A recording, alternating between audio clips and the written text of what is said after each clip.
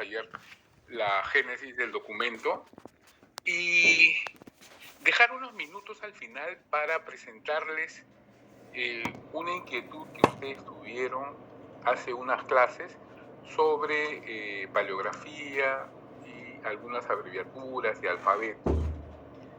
Les he traído también unas presentaciones que se los voy a enviar por intermedio de la señorita Paredes también, así como esta clase, ¿no? Entonces, retomamos lo que estábamos conversando ayer. La génesis del documento, como ya habíamos adelantado, es la gestación del documento diplomático, del hecho jurídico registrado por escrito, ¿no? Nos planteamos una pregunta. ¿Cómo se entiende la génesis documental? Básicamente en dos momentos, ¿no? La actio y la conscriptio. Es decir, la acción jurídica que genera el autor del hecho jurídico, que, al otorgar un privilegio o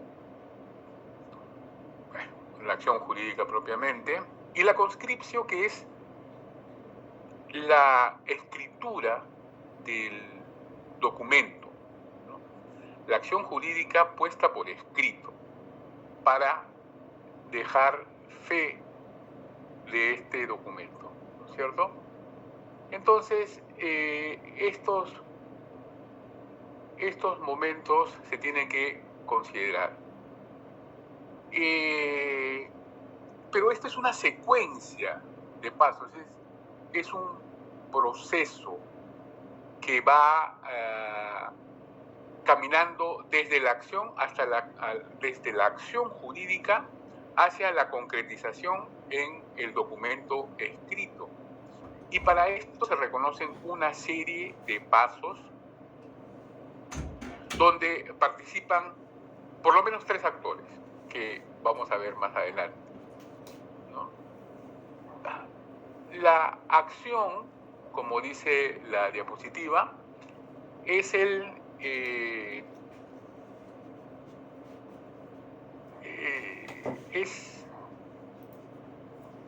hecho que se pone a disposición en orden para redactar el documento. Son los elementos que emanan derechos y obligaciones jurídicas, los cuales se van a redactar en un documento escrito. Y el otro proceso que mencionamos aquí es la documentación, que nos va a llevar a llevar el control y el manejo de esta serie de procesos de documentación que se van a ir generando hasta concluir en la fase ejecutiva propiamente dicha, ¿no? Que es cuando el documento cumple la función para la cual ha sido creada, ¿no? En resumen, la génesis del documento es ese proceso desde su origen hasta la entrega del diploma escrito a su destinatario. Entonces, como se resume en el párrafo final, es la forma que tiene el documento, la forma, la estructura, ¿no? En su evolución, cómo se va desarrollando, en su tradición, cómo es que llega a nosotros, y en su conservación, que tiene que ver precisamente dónde se archiva, cómo se guarda.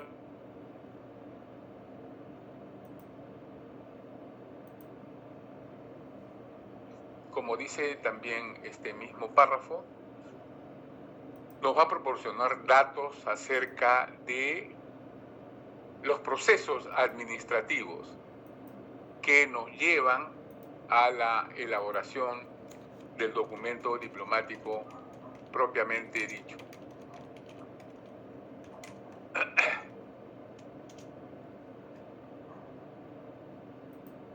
¿Cuáles son los factores que intervienen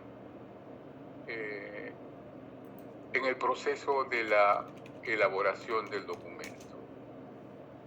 Los factores, como revisamos ayer, son tres, ¿no?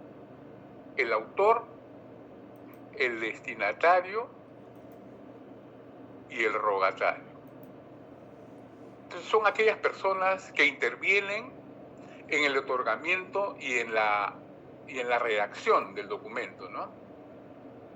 Y teniendo en cuenta su posición, podemos diferenciar entre el autor, que es el responsable de la acción documental,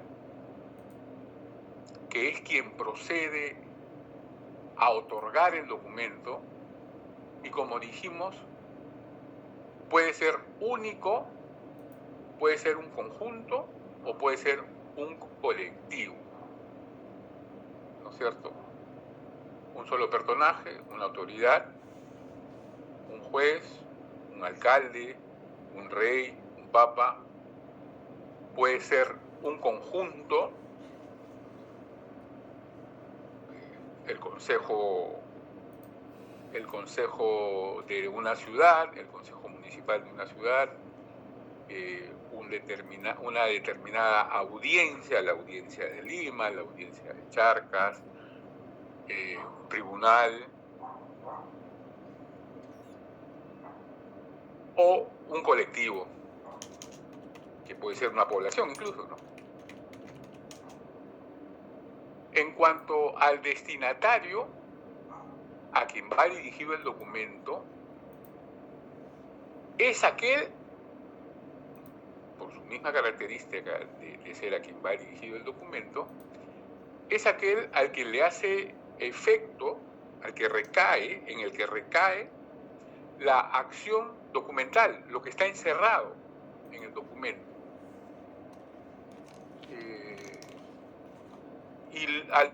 Lo mismo que el autor puede ser único, conjunto o colectivo. Puede ser a un individuo, a una comunidad, a una colectividad. Y en tercer lugar, como dijimos ayer, encontramos al rogatario, que es quien prepara el documento a petición de los anteriores, del autor o del destinatario. El rogatario es pues el responsable de la puesta por escrito del documento. Cuando el autor y el rogatario coinciden, podemos hablar de un documento autógrafo. Está dictando directamente, que es algo habitual durante la Edad Media, por ejemplo.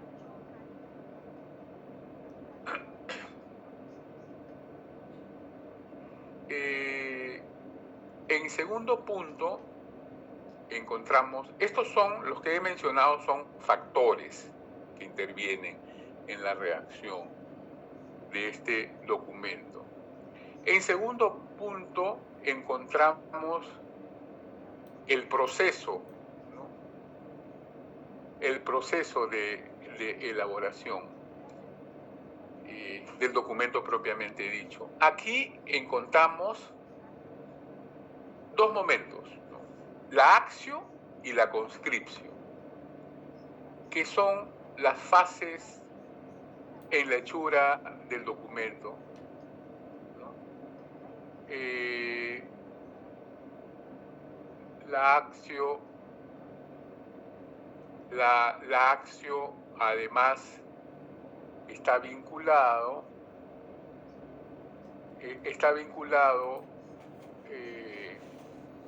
al autor, ¿no? Y al destinatario, porque está encerrando la acción misma. El autor, al ser el creador del hecho jurídico, está produciendo una acción que va a tener una reacción en el destinatario, ¿no? Se entiende que al otorgar un privilegio, está creando una acción jurídica, un hecho jurídico que va a repercutir en el destinatario, ¿no es cierto? El destinatario va a ser el recipientiario de ese hecho jurídico y lo va a ejercer, por supuesto, ¿no? Entonces, la acción es todo lo que sucede previamente a la generación del documento escrito, ¿no? Lo que motiva esa necesidad de redactar un documento diplomático y comprende algunos pasos también, ¿no? Si tienen algunas preguntas, puede resultar a veces un poco confuso, ¿no? Entonces, la acción es el hecho jurídico aún no escrito, ¿no? Es la voluntad manifiesta del autor por otorgar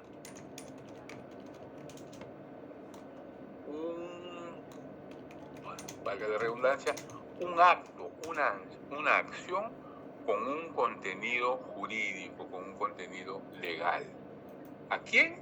A un destinatario. Por eso es que decimos, entre paréntesis, que la acción o la acción involucra al autor y al destinatario, ¿cierto? Por otro lado, la conscripción involucra solamente al rogatario. Es la consignación por escrito de lo anterior, de la acción, ¿no es cierto? Es decir, la consignación por escrito de esa voluntad de realizar un acto jurídico. También tiene 4 o 5 fases distintas, ¿no? Abajo en la línea final lo resumo y digo, la primera, o sea, la acción. La acción corresponde al autor y al destinatario, y la segunda, pues, al rogatario, ¿no es cierto? ¿Hasta aquí todo claro? Espero que sí. Si no, conversamos al respecto. ¿Ya? Entonces, veamos ahora las partes de la acción, las partes de la acción. Estas palabras en latín, sí vamos a tener que retenerlas, es forzoso, ¿no? Pero creo que no es tan complicado, ¿no es cierto? Entonces, revisémosla punto por punto. En primer lugar, en la parte de la acción, recuerden que esta parte de la acción corresponde al autor y al destinatario, ¿no? Tiene una primera parte que es la petición, la petición, que no es más que el hecho de que un particular solicita a una autoridad, ¿no?, de abajo hacia arriba, la elaboración de un documento. Esta parte puede ser oral o puede ser escrita, es decir, esa solicitud a la autoridad puede ser de boca o por escrito. En el último caso, en el caso de que sea escrita, se conoce como súplica, ¿ya? Que son tipos documentales también, que existen desde la Alta Edad Media. Estas súplicas abundan en las cancillerías, ¿no? Constantemente se han registrado en las cancillerías reales y pueden llegar a formar conjuntos de peticiones, ¿no? Pero la autoridad también puede generar un documento actuando de motu proprio. ¿Recuerdan que les mencioné un motu proprio? ¿Qué es un motu proprio? La clase pasada, ayer, que es un documento, es un tipo de escrito del Papa. que manifiesta la voluntad personal, ¿no?, a iniciativa personal del Papa. Este término ha pasado a ser la manifestación de una intención personal de cada uno de nosotros, ¿no? Entonces, cuando yo digo, o ustedes dicen, de motu propio, puede ser propio o propio, ¿ya? Ustedes dicen, de motu propio, yo he decidido donar 100 soles al profesor de diplomática, ¿no? Es una iniciativa que ustedes han tenido, de motu propio, de modo propio. Entonces, la petición, si la autoridad genera un documento actuando de manera personal, a motu propio, e incluso los particulares en los documentos privados, ¿no?, pueden hacerlo, las autoridades también pueden hacerlo. En este caso no es súplica, ¿no? Una segunda parte de la acción se llama intercesio, que es, como su nombre lo indica, una intercesión, que es la posibilidad que tiene una persona o un grupo de personas con relevancia y cercanía a la autoridad, a la que se le ha hecho, a la autoridad a la que se le ha hecho la petición,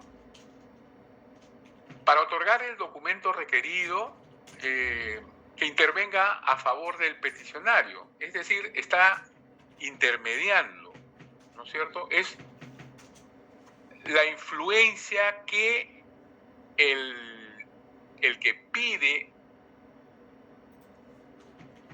el que solicita un favor, puede tomar contacto con alguien del entorno de la autoridad para que interceda en su favor. ¿Cómo podríamos llamarlo hoy día? ¿Tarjetazo? No sé. La vara, ahí está, ¿no? La vara. Este es un proceso, digamos, legal, ¿no? La intercesión ante una autoridad para que avale mi causa, ¿no? Y aquí está, lo resume, dice, peticiones presentadas por intermediario. Espero que esté claro esto, amigos, si no... No, profesor, buenas noches, disculpe, no me queda claro. Ya. Es decir, yo pido o solicito, suplico, ruego a un destinatario y hay un tercero... Perdón, paréntesis. Usted suplica, ruega, pide a una autoridad, no a un destinatario. Ok, gracias. Usted sería el destinatario del autor, ¿me entiende? Imaginemos que la señorita Paredes es no sé qué autoridad se le ocurre, que es la alcaldesa, ¿no?, de una población. Entonces, usted necesita que le pongan, que le implementen, que le habiliten urbanamente el predio donde vive, ¿no? Entonces, usted va a través de la petición, va a hacer su petición, más que un reclamo, sería una petición, ¿no?, un ruego, para que la señorita Paredes, en su calidad de alcaldesa, le otorgue ese beneficio que hoy para nosotros es un derecho, ¿no?, pero no siempre lo fue. Entonces, quizá para que llegue con mayor eficacia su petición, que lo va a hacer por escrito, porque parece que es más efectiva, va a pedir la intercesión de la señorita Zuni, que es la teniente alcaldesa, ¿no? o una regidora del partido de la señorita Paredes. Entonces, la señorita Zuni va a recoger su pedido de intercesión y pues va a conversar con la alcaldesa, la señorita Paredes, para que agilice el trámite, ¿no? Y mueva sus buenos oficios, interponga sus buenos oficios, ¿no? Pues se dice, peticiones presentadas a través de un intermediario. Creo que ahora está un poco más claro, ¿no? Sí, profesor. Ya. Sí, porque en la parte del autor, el destinatario, el rogatario, podemos tener alguna confusión, ¿no? Y eso se va a traducir en la dificultad para reconocer en un documento, ¿no? Sí, dígame. El concepto de aval o fiador solidario o fiador ya se ha desarrollado para ese tiempo. No. No. No. Sí, acá en Hispanoamérica, a partir del siglo XVII, sí encontramos, pero no lleva ese nombre, ¿no? De aval solidario. Ya, de fiador, ¿no? De fiador. Cuando, sobre todo en los contratos privados, siempre se pone como fianza a otra persona, ¿no? Que a la larga pues va a comprometer sus bienes de no cumplirse el contrato, ¿no? De no cumplir una de las partes para la que está fiando. Sí. Pero en la Edad Media todavía no, eso no está muy claro. Pero en todo caso, ese puede ser un elemento de análisis, pero no es parte ni de la acción, ni de los otros, ni de la conscripción, ¿no? Lo que puede fungir es como testigo, quizá, pero un aval no he visto en documentos así, ¿eh? Le preguntaba esto porque si volviendo al ejemplo que usted ha colocado, si la compañera Paredes, la alcaldesa, me concede el beneficio y ese beneficio es mal usado, asumamos lo que tengo acceso a ese beneficio y lo mal uso, obviamente se va contra mí, pero también contra el intercesio.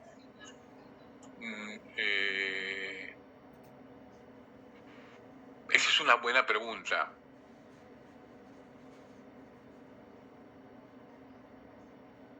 Si haces mal uso del derecho, del privilegio,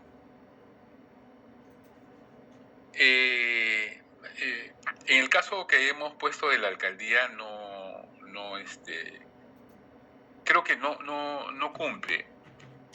Digamos que yo estoy postulando, o usted está postulando a una plaza de Correo Mayor de Indias, ¿no?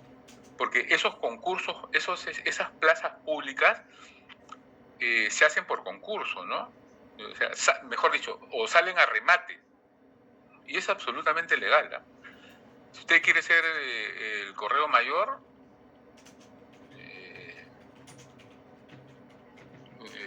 ¿cómo se dice cuando uno entra a remate? Digamos, al mejor postor, ¿no? Al mejor postor. Entonces, digamos, sí. Entonces, ahí sí podría haber una especie de aval que garantice el dinero que usted está poniendo, ¿no? Y si usted hace mal uso del cargo de Correo Mayor, como ha sucedido en no pocos casos, al final nunca la ley se va contra usted, ¿no? Pero si así fuera, el denunciado es usted, ¿no? No la persona que le sirvió de intercesor. Sí. Puede haberse dado el caso, pero yo no lo he visto, ¿no? No lo he visto. Además, eso ya tiene que ver con el proceso judicial, ¿no? Ya no con el tema de la diplomática. O sea, si hubo caso, si hubiera algún caso, se ha quedado por escrito. Entonces, esos escritos sí abundarían para discernir nuestro juicio de valor acerca de la, como prueba, ¿no? Pero en estas partes, en la parte de la acción o de la conscripción, no entran a tallar esos personajes. Ok, profesor, gracias. No, gracias a usted por la pregunta. Entonces, ese es el intercesor, ¿no es cierto? Y bueno,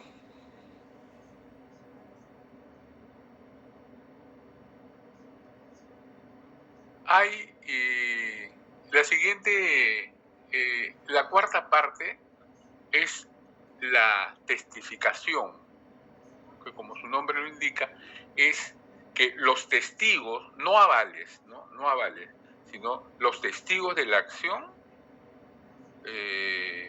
o mejor dicho, los personajes, determinados personajes, ya sea del entorno o no de la autoridad, o conocidos o no del destinatario, pueden participar como testigos de la acción, concretándose en el documento escrito a través de sus firmas o de su opinión, si fuera el caso, si se lo pidiera, sino simplemente con su firma. Y casi inmediatamente después se produce o se lleva a cabo la otorgatio, que es un paso imprescindible para concretarse esta fase, ¿no? Es la acción que genera el hecho. Sin el otorgamiento del documento, pues no queda nada, ¿no? Sigamos, si la señorita Paredes finalmente redacta o hace redactar el documento donde se otorga la habilitación urbana del predio, ¿de quién era? De la señorita Zuni, creo. En fin. Pero ese documento no sale de su secretaría, entonces el documento no ha cumplido su función, no ha cumplido a cabalidad la función para la cual ha sido concebida, ¿no? Por eso dice que quien otorga, la otorgación de la acción, es imprescindible, ¿no? Es la acción que genera el propio hecho documentado, el propio hecho escrito. Y se manifiesta a través de las disposiciones del documento, como hemos visto, ¿no? Las disposiciones es los decretos que se van ordenando que se cumpla la acción. Digamos, es lo que le da sentido al documento, ¿cierto? Entonces, hay una, como dice ahí, esto nos puede ser útil, ¿no? Hay una sincronía entre la acción y sus diversas fases, ¿no? Dice, el punto primero A, la petición y la intercesión, lógicamente tienen lugar antes de la acción, digamos, son los momentos preparatorios de la acción. Y el punto C, la intervención y el consentimiento, pueden ser anteriores a la acción o simultáneas, en el mismo tiempo, ¿no? Donde me salté esta, ¿no? La intervención y el consentimiento. Estos son la opinión que pueden tener especialistas o peritos en la materia a quien recurre la autoridad para la redacción del documento, ¿no? La autoridad, por ejemplo, volvemos a la alcaldesa, la señorita Paredes, ¿no? De repente es una buena administradora, una buena gestora, pero de habilitación urbana no entiende mucho. Entonces, ¿qué es lo que tiene que hacer? A ver si el predio de la señorita Zuni dónde está ubicado, hay que hacer un estudio de suelos, si está en pendiente, si está en bajada, cómo se tiene que implementar el agua y el desagüe, la habilitación de energía eléctrica, está muy lejos de una fuente, ¿no? En fin, una serie de pareceres que la señorita Paredes de repente desconoce. Entonces, llama la intervención a especialistas, ¿no? Por eso tiene una oficina de, ¿cómo se llaman estas oficinas en las municipalidades? De habilitación urbana, creo, ¿no? Precisamente. Para que den su parecer y además su consentimiento y digan, ok, sí, es viable o no, no va a costar. Uy.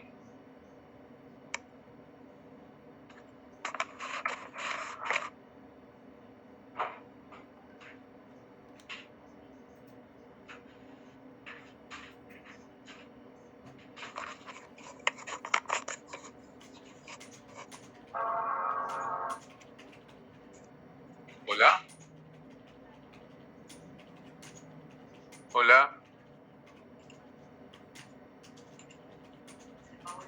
Profe, ¿se la escucha? Sí, ¿se me escucha? No, lo que pasa es que se fue la luz un rato aquí. Me escuchan y ven la pantalla, ¿no? Sí, profesor. Se ve la PPT. Se fue la luz en un momento, ¿no? ¿A ustedes les ha Se le escucha, señor profesor. No, pero sí se la escucha y sí se ven las diapositivas, profesor. Ah, ya, ok, porque se me había apagado toda la casa. No sé qué pasó. Ahora ya, disculpen, no encuentro.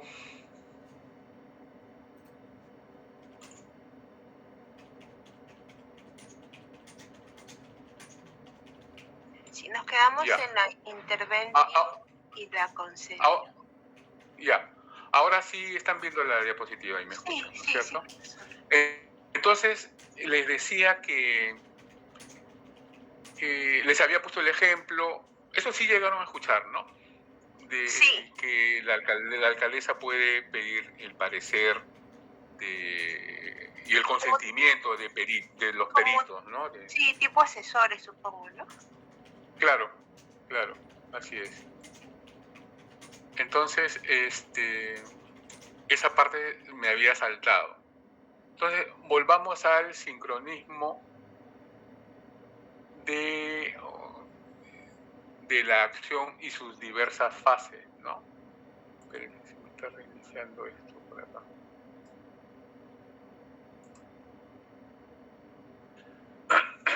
Dijimos que la petición y la intercesión tienen lugar antes de la acción, no son previas, son momentos preparatorios. La intervención y el consentimiento, lo que acabo de explicarles, pueden ser anteriores o en simultáneo a la acción jurídica que se registra, ¿cierto? Y la testificación, es decir, la validación por los testigos, puede darse hacia el final. Entonces vamos avanzando. El cuarto punto sería las fases de la conscripción.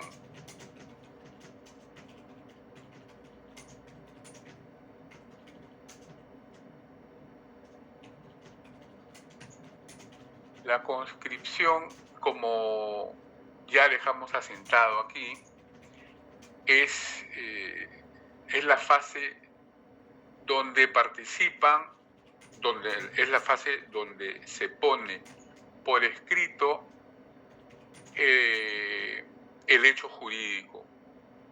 Y participan, como no, los escribanos, los cancilleres, los notarios, los secretarios, por supuesto, ¿no?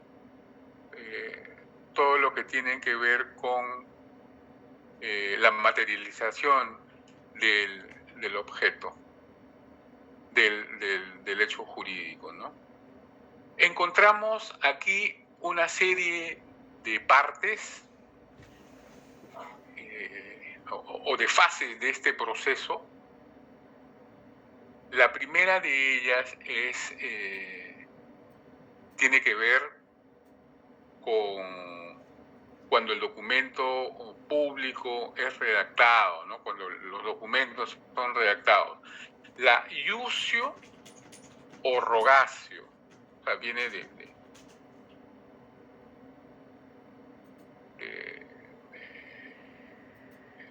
la petición, que es es la peticional o particular, ¿no? Al rogatario, entre el autor y el rogatario, para que elabore el escrito, ¿no? Es una petición que le hace el autor. En las cancillerías es una iusio la que se trata de una orden dada por la institución al canciller como trabajador de la propia institución, ¿no? Y en las notarías es una rogatio, ya que un particular ruega la escrituración del hecho jurídico. Entonces, resumiendo, iusio se trata de una orden dada desde arriba hacia abajo, en el ámbito público, en las oficinas gubernamentales o del Estado. Y rogatio es en el ámbito privado, por ejemplo, entre los notarios, entre los escribanos, ¿no? Un particular ruega al escribano o al notario, ¿no? Entonces, el primero es pertenece al ámbito público y el segundo al ámbito jurídico, ¿no es cierto? La segunda fase es la dictatio. Esta dictatio, como se puede colegir de su nombre, es el dictado, la puesta por escrita, la puesta por escrito del documento. Puede partir de una versión previa, ¿no? Como un borrador, que se conoce como minuta, una nota con datos básicos, ¿no? Con elementales, pero imprescindibles del documento. Y siendo la base del documento extenso, o sea, casi final, que se conoce como mundum. Mundum es la puesta a limpio de ese borrador. Bueno, y que cuenta con todos los formulismos pertinentes y adecuados al contenido para que cumpla la legislación vigente, ¿no? Entonces, el paso siguiente, como les dije, es la minuta, que ya se le ha dado una forma más o menos del borrador. El perfeccionamiento de esta minuta es el documento definitivo llamado mundum, ya escrito en limpio, ¿no? Listo para ser revisado.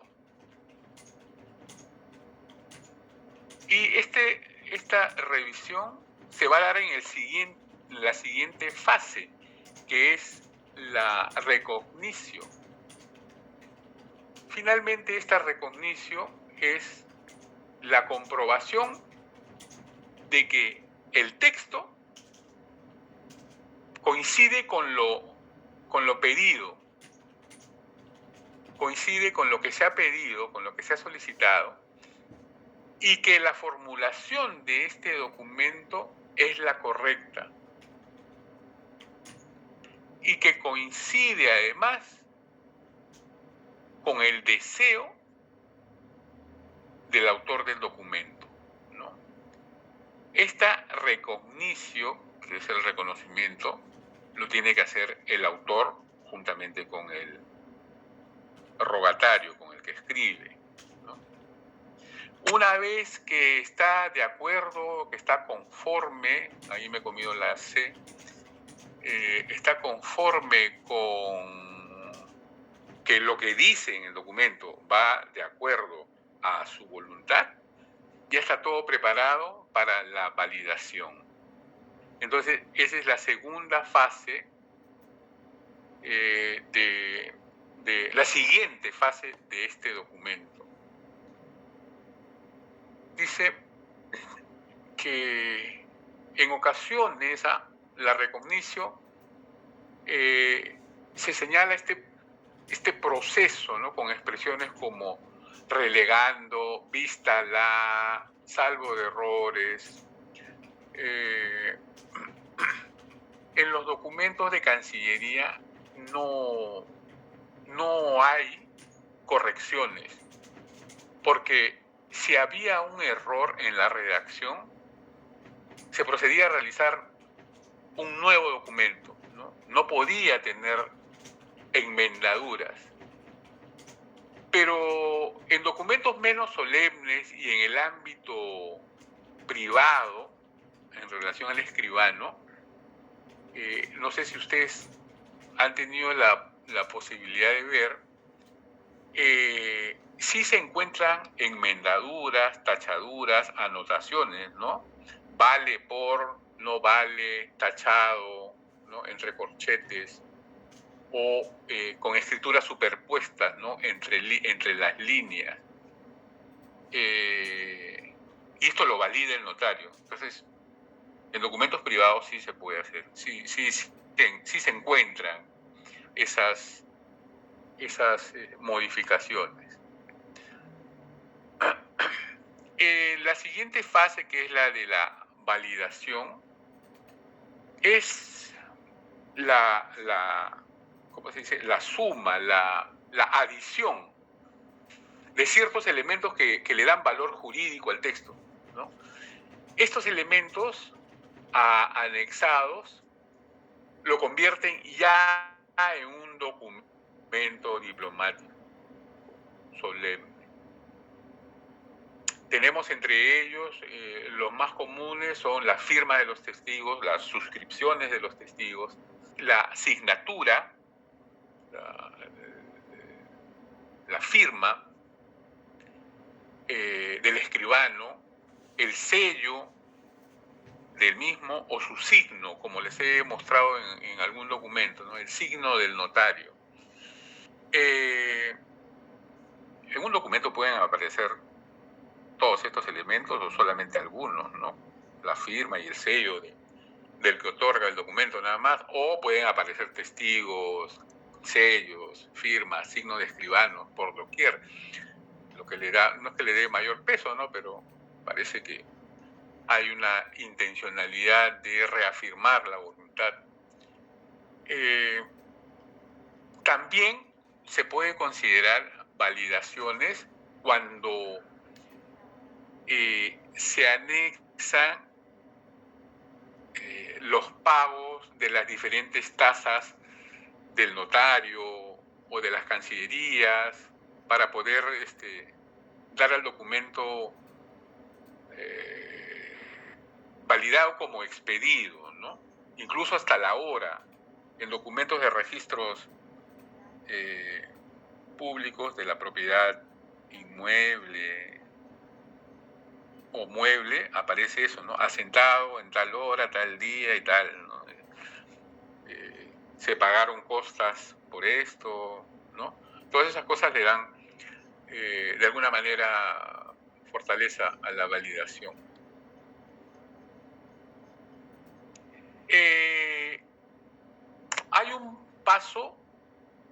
Hay dos pasos finales que casi van de la par, ¿no?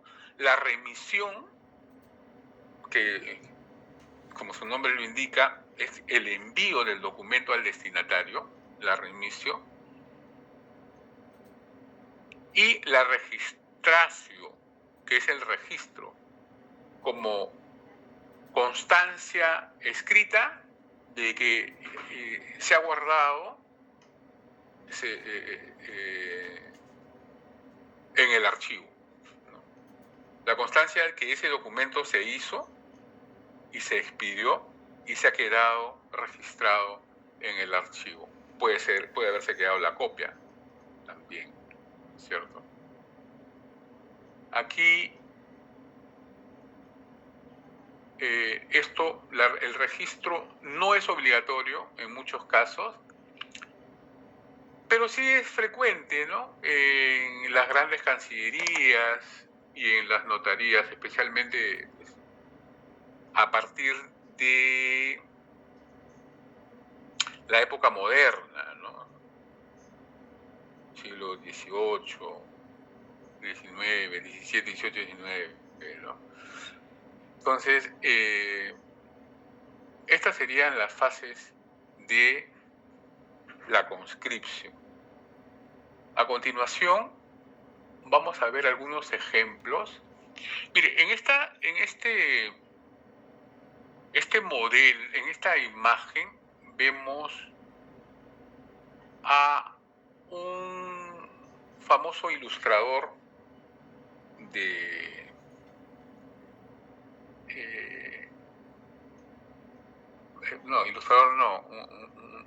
un famoso notario medieval que está asentando partidas, ¿no? Esta es la forma, digamos, en que esta es una letra capital, ¿no? Esta es la C, donde se inicia un códice. Un códice puede ser un libro manuscrito. Y he querido rescatar esta figura para ver los implementos que utiliza este señor para realizar la conscripción, ¿no? En este caso, ¿él qué sería? ¿Un autor o un rogatario? Un rogatario, ¿no? Que es el que está escribiendo. Difícilmente los autores escriben. Otro ejemplo más del mencionado Alfonso X, el sabio, que redacta unas normas, legisla y redacta normas también para el caso de las escrituras y de los conceptos legales. Aquí se ve que está las actividades en las cancillerías reales, en las secretarías reales, son bastante dinámicas y hay un movimiento tremendo de personal, ¿no? Se ve al rey que está redactando una respuesta a una solicitud, lo está haciendo a su secretario, a su canciller, en este caso es el rogatario, el autor es Alfonso el Sabio, y este es su amanuense. Aquí hay un grupo de ciudadanos, pobladores, que están esperando el otorgamiento de esta respuesta, de este privilegio, después de haber manifestado una súplica al, ¿cómo se llama este señor? A través de la intercesión de este personaje de la corte de Alfonso el Sabio.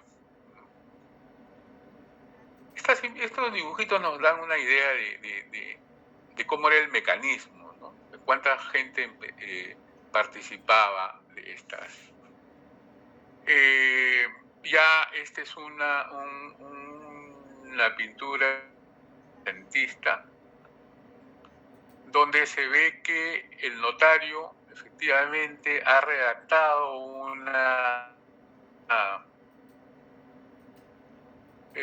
un escrito y se lo está dando al mensajero para que cumpla la misión de la remisión, ¿no? De enviar el documento para que cumpla finalmente el objetivo para el cual ha sido escrito.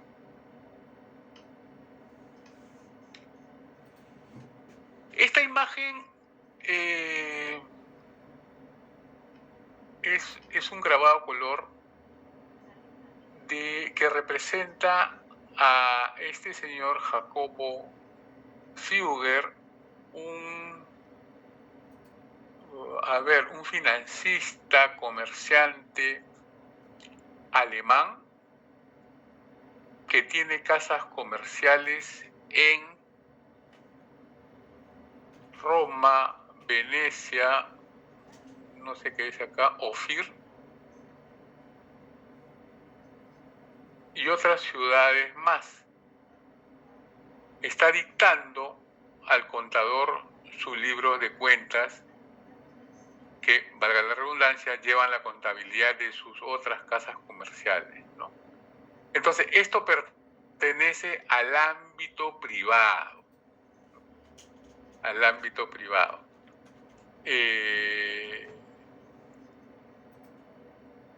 Aquí el autor le está diciendo a su personal de menor rango que es contaduría de su empresa, que también tienen un formato determinado, ¿no? No escribe aleatoriamente según la voluntad del contador. Incluso el contador de este personaje histórico tiene un nombre también reconocido, ¿no? Que en este momento no me acuerdo. No escribe estos documentos según su voluntad, ¿no? Sino de acuerdo a los formatos preexistentes desde antiguo, ¿no? De cómo se lleva la contabilidad.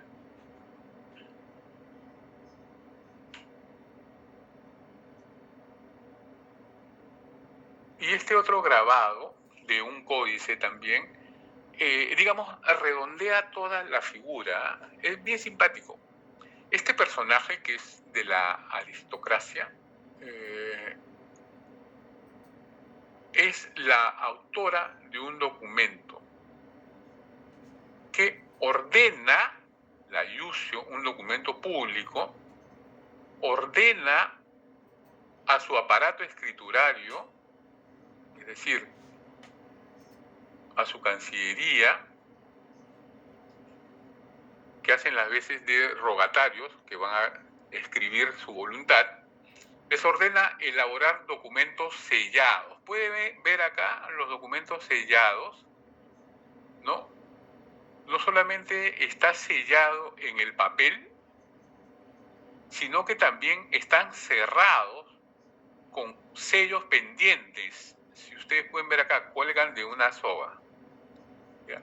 Estas son las validaciones en documentos cerrados que le dan un carácter de privado y solemne. Y dice acá que respondan a las necesidades de sus súbditos, ¿no? Sus súbditos, que son los destinatarios de la acción jurídica de esta reina duquesa. Entonces, este grabado de un códice resume todas las partes de la acción y de la conscripción, donde intervienen todos estos: el autor, el rogatario, el destinatario, ¿no es cierto? Amigos, ¿hasta aquí alguna pregunta? Profesor, Ana, una consulta. Dígame, Ana. Sí, usted dijo, bueno, sí, que Lucio es un documento público, ya, pero esta partecita del sello que acaba de decir que cuando esté sellado Ya. Es un documento solemne y es privado. Ahí me mareó. Si es público, si es un ilusio, después pasaría a ser un rogatio.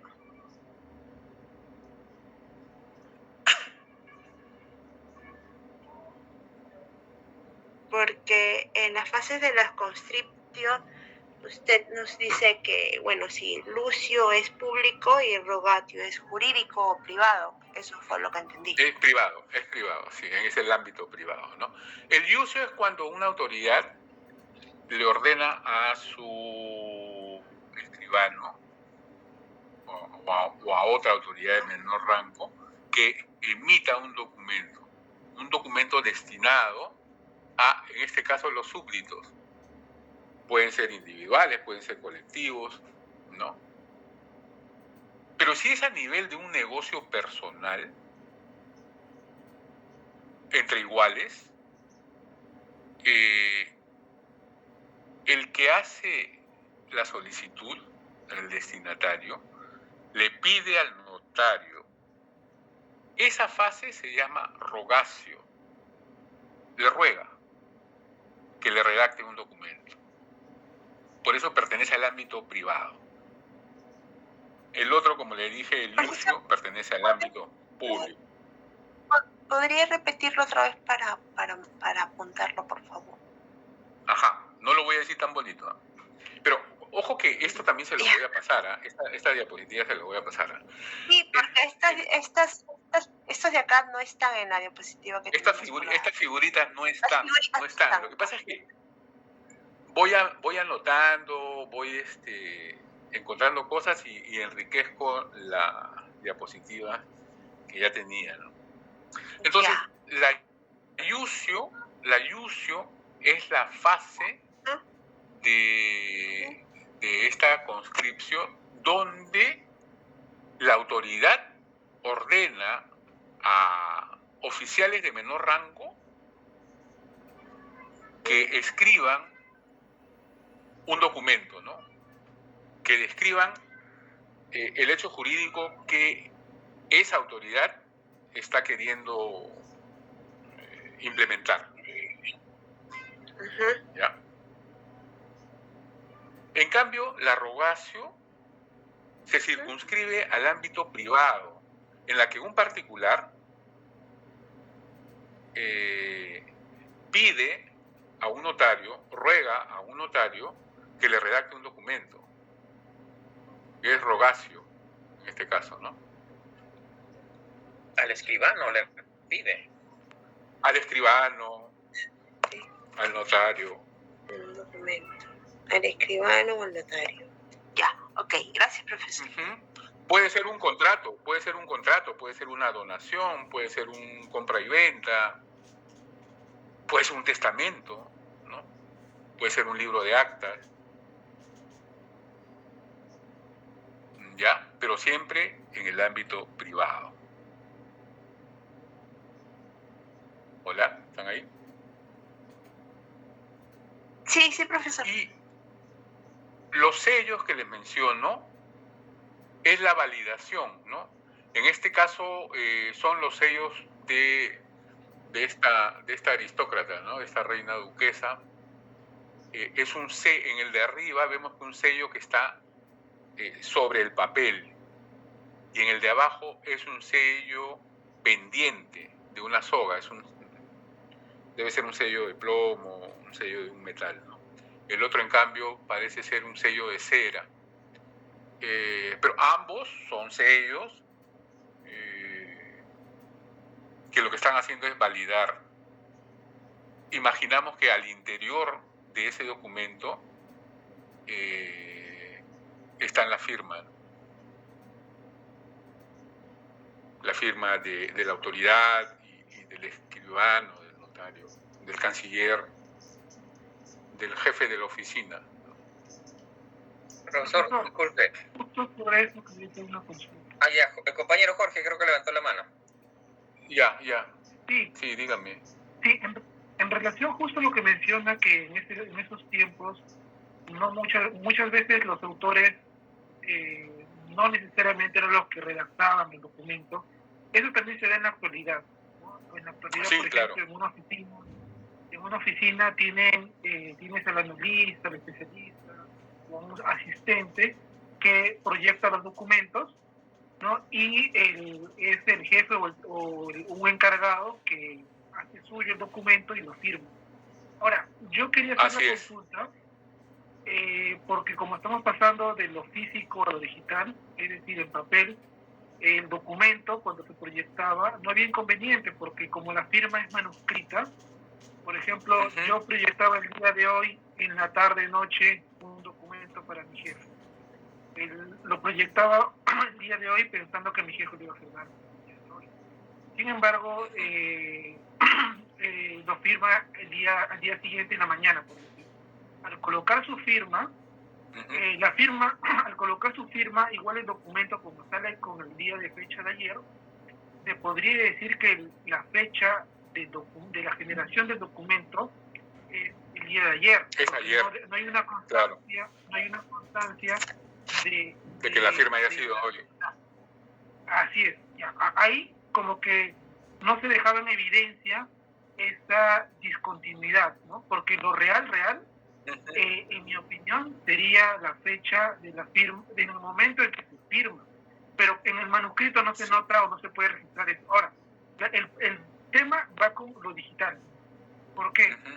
Porque yo puedo proyectar el documento igualito, lo proyecto el día de hoy en la tarde, le coloco en el proyecto, le coloco la fecha del día de hoy en la tarde y mi jefe lo firma digitalmente al día siguiente.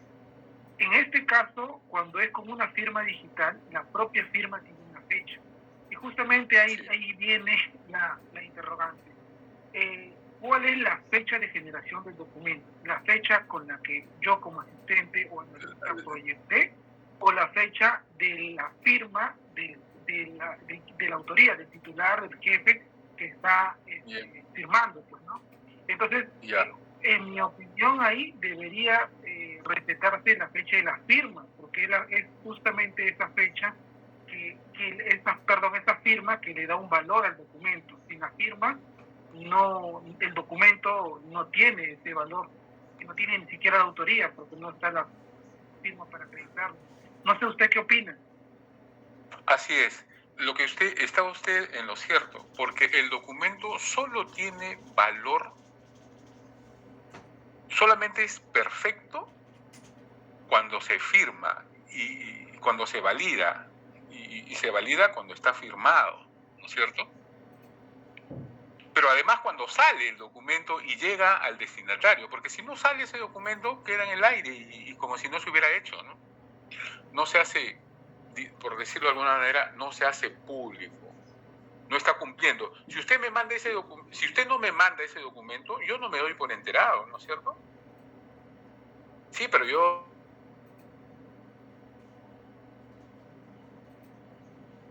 Entonces, vale desde la firma, pero cuando ha llegado a su destinatario también.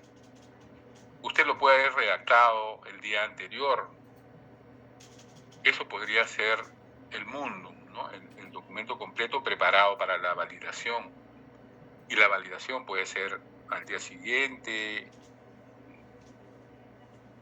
Solamente, entonces, ese documento está perfecto el día de la firma. Así es. Es como se entiende. Profesor, eso sería su fecha de generación como documento, no el día en que se proyectó y se colocó la fecha, sino la fecha de la firma. Exacto, su jefe está en problemas, va a ir a la cárcel.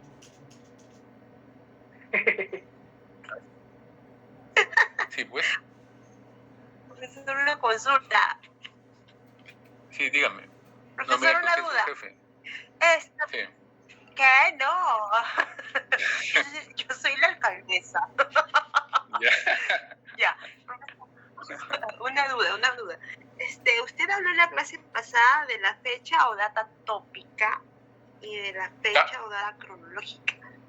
Data tópica y data cronológica. Ajá. Eso tiene que ver algo con lo que está diciendo. ¿Eso tiene que ver algo con lo que está diciendo Jorge? Sí tiene que ver en cuanto, pero, o sea, la data tópica y la data cronológica o data crónica se dan al mismo tiempo. O sea, el jefe, al poner su firma digital, también pone el lugar, ¿no? O sea, al mismo tiempo, ¿no? En los documentos aparece así. ¿Tiene algo que ver? O sea, pero el documento que ha preparado el día de ayer ya puso dado en Lima en tal fecha o no. Sí, pues no, porque justamente esa era la pregunta. Sí, profesor, por el documento se proyecta, se coloca una fecha, en este caso sería el día anterior. Con fecha, ¿no? Claro. Sí. Y la pregunta era, ¿cuál de las dos fechas es la de la generación del documento? ¿Cuál es la fecha? Sí, entonces eso se complica, ¿no? Dado en Lima a tal día, ya el documento se firmó, pero tiene validez con la firma. Tiene validez con, insisto, no la firma es lo que manda. Se dio en Lima, pero se firmó al día siguiente, y eso le da la perfección al documento. Sí, así es. Profesor, justamente sobre eso, así chiquito nada más, nosotros habíamos diseñado un proyecto de sistema de gestión de documentos y la firma, o sea, a ver, ingresó una nueva jefa y la jefa vino con un aporte, ¿no? Que estableció de que la firma, al momento de firmar, automáticamente también se añadía el lugar y la fecha al documento. O sea, tú tienes una plantilla, pero en la plantilla o lo que tú proyectas no tienes que ponerle la fecha y el lugar, sino eso automáticamente se inserta al momento de firmar, ¿no? En el sistema, ¿no? Y eso nos pareció interesante porque lo que vale o lo que manda es la firma, y de esa manera también se evita que haya esta incongruencia entre una fecha anterior o posterior a la firma, ¿no? Al final siempre va a coincidir. Así es. Claro. Ya, profe, acotando lo que dijo Jorge, porque yo soy secretaria, ¿ya?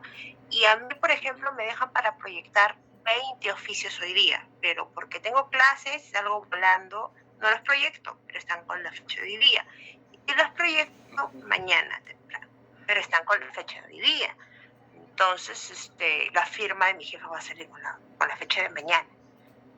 Entonces, ese castito, como dice Jorge, no, si el sistema me arroja automáticamente, en vez de yo ponerle la fecha, el sistema planta en el documento la fecha, como que sería la misma de la fecha de la firma, entonces no habría esas incongruencias, ¿no?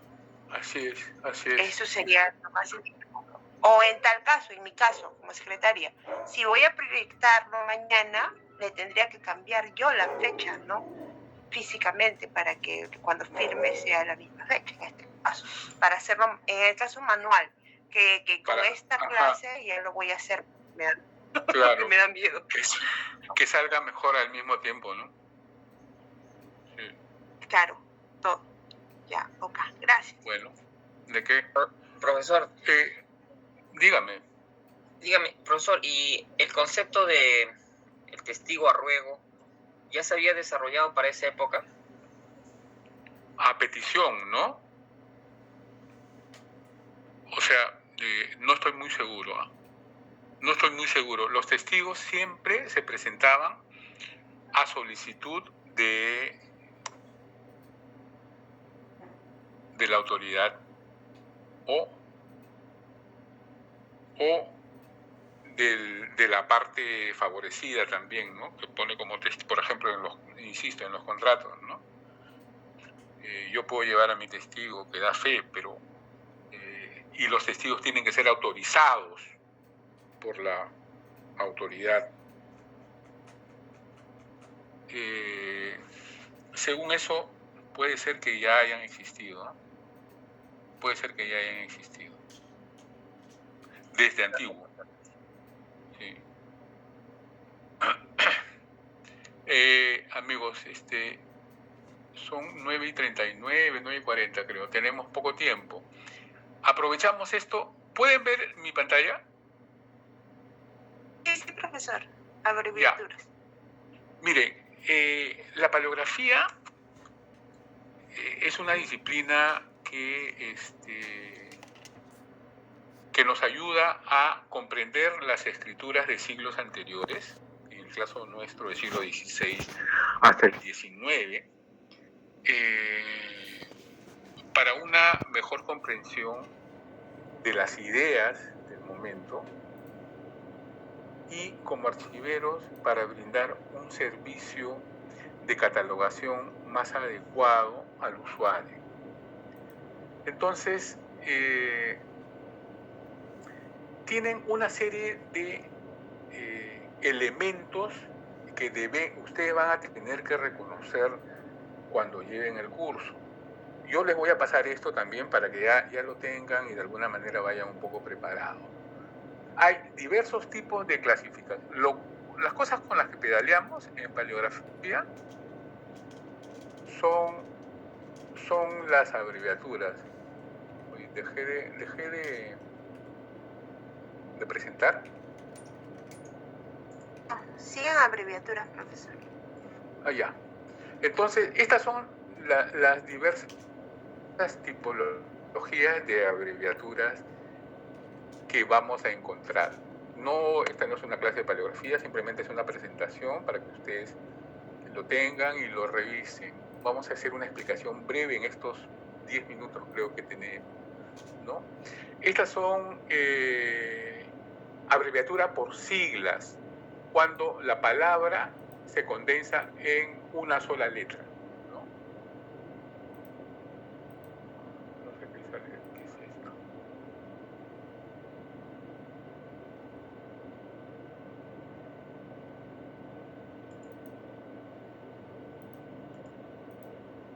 Ya.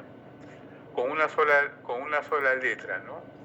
A o con una letra suspendida, BR, Batiller, doctor, Don, Juan, así como ustedes lo ven. Desde el siglo XVI en adelante se hacen frecuentes este tipo de abreviaturas, ¿no? Con dos iniciales. Estas son las más características que vamos a encontrar en los documentos del siglo XVI, XVII y XVIII. ¿Ya? Aquí están: Vuestra Alteza, Vuestra Merced, Sacra Católica Real Majestad, ¿no? Este es que besa sus manos, pero también hay que besa sus manos y pies. Por apócope de este tipo de abreviaturas no vamos a encontrar en documentos hispanoamericanos, porque más que nada sirve para los documentos en latín. Y acá no tenemos mucho, a menos que sean religiosos. Cuando se suprimen letras intermedias, que es síncopa, gloria, gracia, dicho, esto es lo más común. Dicho, dichos, dicha, dichas, susodichos, susodichas, esto es lo más común que van a encontrar en paleografía. Cuando lleguen paleografía me van a agradecer que les haya presentado esto. Vamos adelantando, ¿no? Hay letras superpuestas también.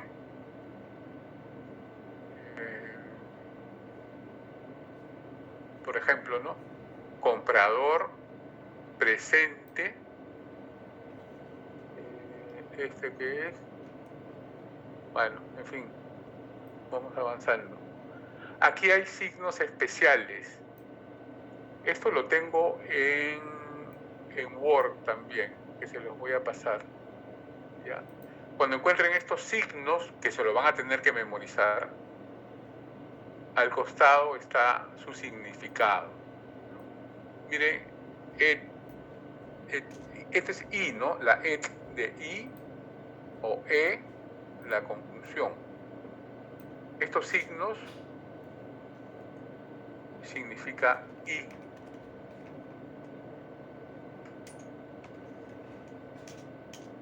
Abreviaturas escritas. Estas son letras enlazadas, que es fácil de importante identificar. Por ejemplo, esta es una lápida que está en la iglesia de la Merced de Lima. Acá encontramos letras capitales y letras que encierran unas encima, dentro de otras, letras superpuestas, ¿no? Este es el entierro, la R está dentro, la segunda R está dentro de la O. Este es el entierro y capilla. Este entierro y capilla es del, miren, este es D-E-L, del capitán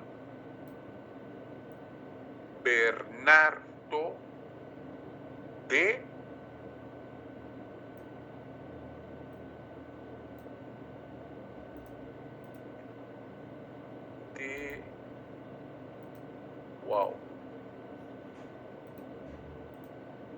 Villegas. ¿Pueden leer Villegas acá? Esta es la B, de la L sale la I, esta es la I, la doble L, y de la segunda L sale la E, Ville, dentro de la G está la A, y acá está la S. Villegas, patrón, la N está contenida dentro de la E, de la O, patrón, y con I latina, reedificador de esta santa casa y de sus herederos. Ajá, tremendo parto, ¿ah? Este es el tipo de letras capitales con abreviaturas de letras entrelazadas, encajadas y conjuntas. Es un ejemplo muy simpático. Este es el famoso crismón, ¿no? Esta es la X de Cristo. Cristo. En piedra. Aquí está en documentos, manuscritos. Este crismón bastante enriquecido va a aparecer al principio de los documentos, ¿no? Que encierra una serie de simbolismos, ¿no? El alfa y el omega, en fin, más de este tipo. Luego también hay que aprender a reconocer las palabras que están ligadas o enlazadas de minúsculas. El trazo de la escritura, se tiene que aprovechar al máximo la tinta que está en la pluma, entonces no se levanta el trazo y más bien se unen unas letras con otras, a veces en párrafos enteros. A esto se llaman enlaces o letras ligadas. Wow, acá tenemos, por ejemplo, cómo ligan, o sea, nosotros ahora ligamos el último trazo de la letra con el primer trazo de la siguiente letra que viene, ¿no? Y así sucesivamente. Aquí no. Por ejemplo, esta AB, que ustedes pueden verla con un poco de esfuerzo, se ha unido el primer trazo, pero que va por arriba. Se une por arriba, no por abajo, como nosotros lo haríamos aquí. Bueno, acá tienen al costado digamos, un poco la transcripción de estas palabras ligadas, de estas letras ligadas, ¿no? Ustedes van a poder reconocer con paciencia y buen humor cada una de estas ligazones. Las letras numerales, que parecen fáciles, pueden tener sus complicaciones, ¿no? En el sistema de números romanos, por ejemplo.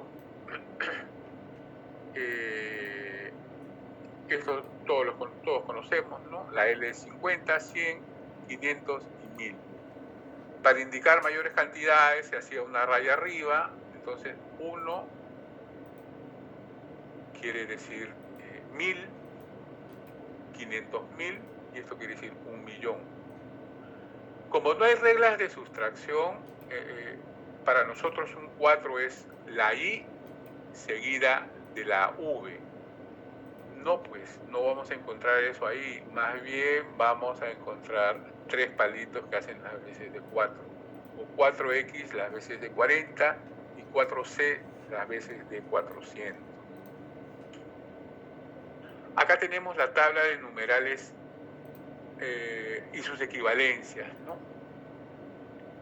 ¿De cuántas formas se puede escribir o vamos a encontrar el 1?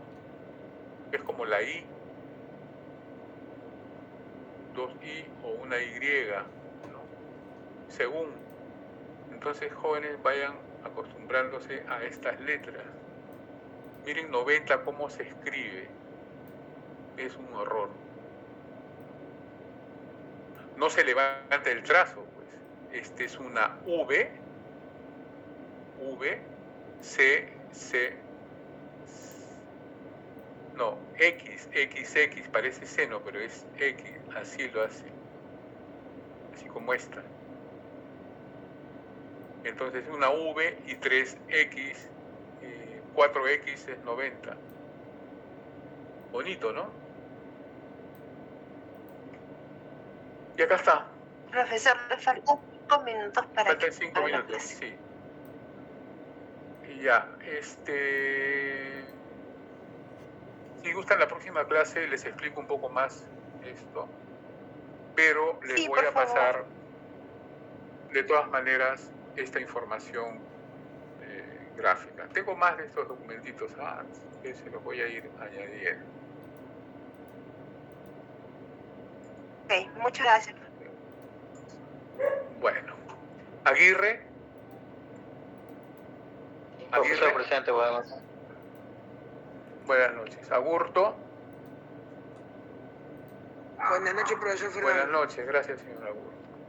Anchelia. Buenas noches, profesor. Buenas noches, señorita.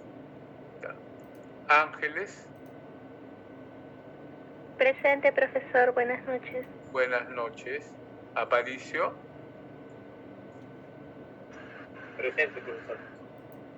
Muchas gracias. Atúncar.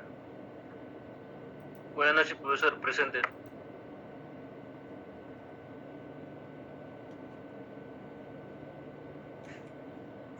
Beldi.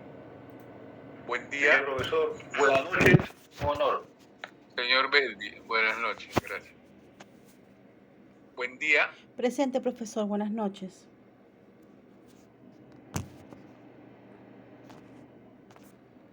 Buen día. Presente, profesor. Buenas noches. Profesor.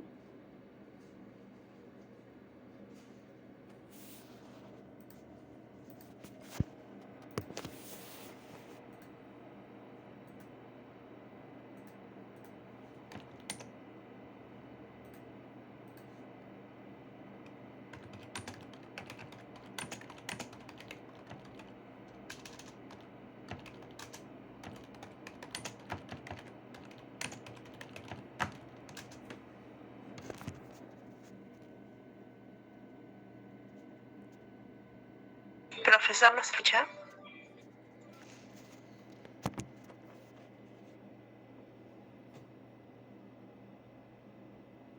Se le fue la luz, creo, al profe.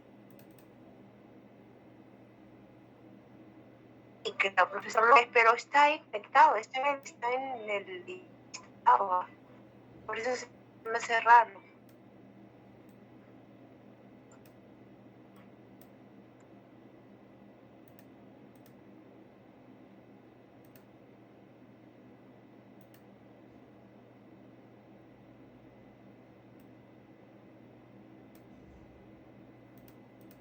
Chicos, un ratito lo voy a llamar a su celular, ¿ya?